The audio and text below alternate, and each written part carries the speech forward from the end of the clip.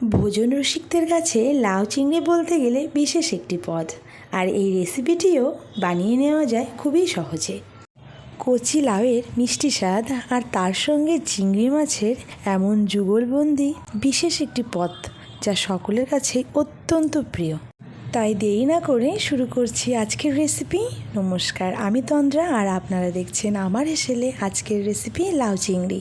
প্রথমত আমি এখানে লাউ নিয়েছি, আর লাউ আমি এইরকমভাবেই কেটে নিয়েছি। আপনারা আপনাদের নিজের পছন্দ মতো কেটে নিতে পারেন, তবে এইভাবে কেটে নিলেই বেশি ভালো হয়। এরপর নিয়ে নিতে হবে চিংড়ি মাছ। আমি এই সাইজের চিংড়ি নিয়েছি, একদম ছোট চিংড়ি। আপনারা কিন্তু এখানে নিজেদের পছন্দ অনুযায়ী মাঝারি কিংবা বড় সাইজের চিংড়িও নিয়ে নিতে পারেন।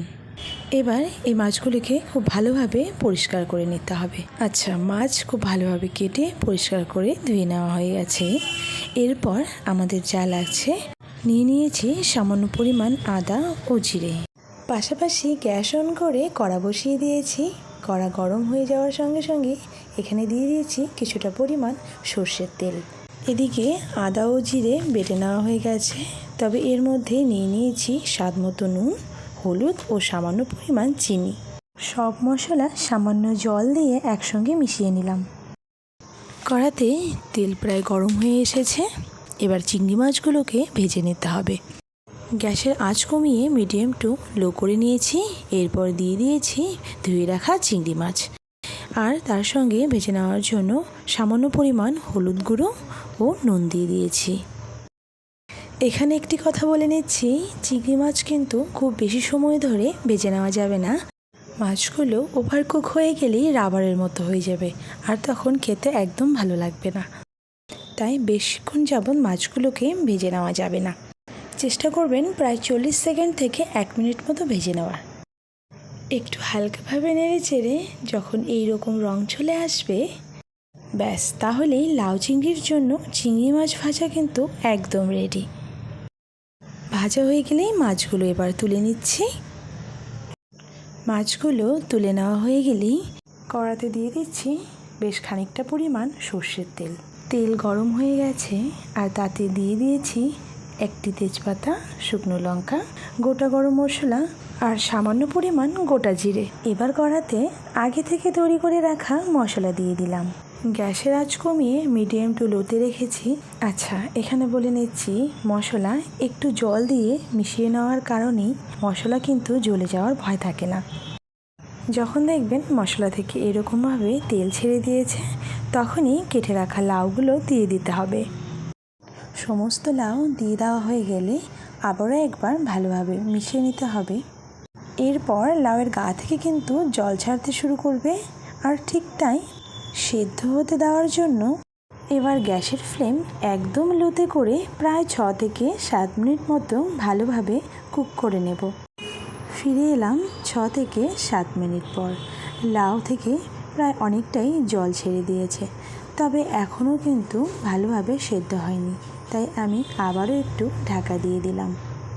আচ্ছা, এবার এখানে একটি কথা, ঢাকা দেওয়ার পরেও কিন্তু মাঝে মাঝে ঢাকা খুলে একটু দেখে নেবেন, যাতে জল একদম শুকিয়ে গিয়ে নিচে থেকে লেগে না যায়। দিয়ে দিচ্ছি স্বাদ মতো ঝাল। এটা নিজেদের স্বাদ অনুযায়ী দিয়ে দিতে পারেন।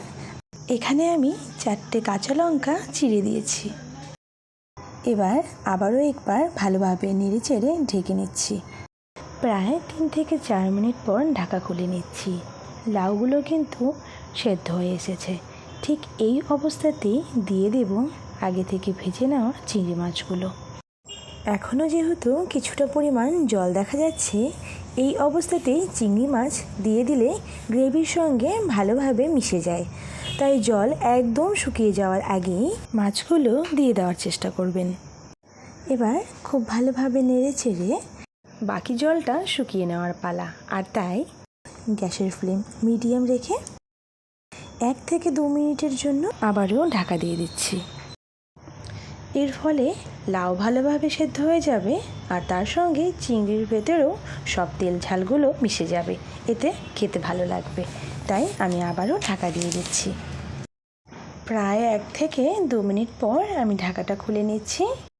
বাকি জলটা শুকিয়ে গিয়ে লাউ বেশ ভালোভাবে সেদ্ধ হয়ে গেছে আর রঙটাও বেশ তেল চকচকে হয়ে গেছে।